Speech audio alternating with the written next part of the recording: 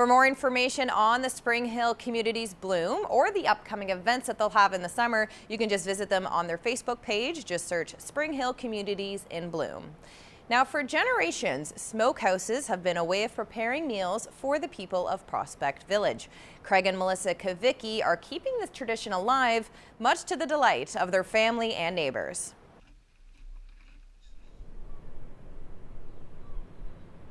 We picked up some fish yesterday and gathered up some meat that was harvested in Alberta, which was mule deer and white-tailed deer from Nova Scotia.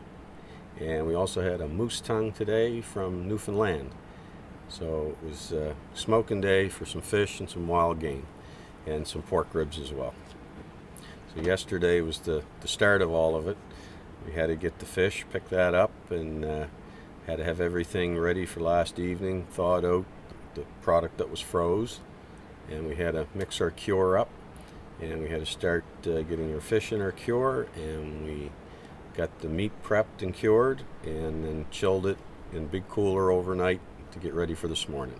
Craig said it starts the night before, and we go through our recipe, and we sometimes get into a little bit of did we mix it up right, did we not get it right, according to how many pounds of salmon that we usually do. So we calculate how much of each ingredient we use, and is it right, is it wrong, but it's always right. It sometimes doesn't seem like it, but it turns out the way we want. It's a team effort. The two of us, it's a pretty big day, but it's fun. We have to get the fish out, and we have to get it dried and put on the racks and kind of air dried and try to get as much moisture off it as we can before we get it in the smokehouse.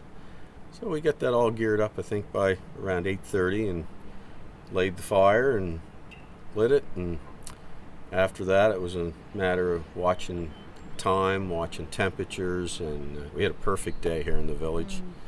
The wind was down, and it was a good day to control the fire in the old smokehouse. And so from then on, it's kind of just go by what we've learned over a number of years, asking a lot of questions, doing a lot of research, and coming up with a plan to get our product smoked well enough that everybody enjoys. I think we have it down to a little bit of a science of who does what. We're getting there. Yeah. Craig controls the smokehouse. I look after the fish on the racks. And in between the smoking process, we take it out once or twice and brush it with maple syrup. And I kind of take that lead while Craig, handles the fish from the smokehouse, brings the racks out. I paint it, and then he puts it back in, and he watches temperatures. But we have a lot of fun making it, and people seem to like it, and that's...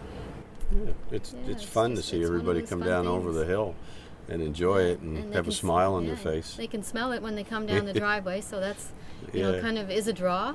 Food and people, that goes together. And when you have all these wonderful things around us in the ocean and in the woods, and, people like to make it taste good. You go out and you hunt and you fish and you gather and you get all these wonderful things, and you want to make it taste good and make it friendly for everybody's palate. And I get a lot of joy out of having people enjoy something that we've worked hard at to make it taste good.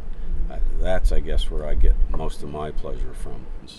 It's all good fun, and I guess that's my kind of fun. We just love it.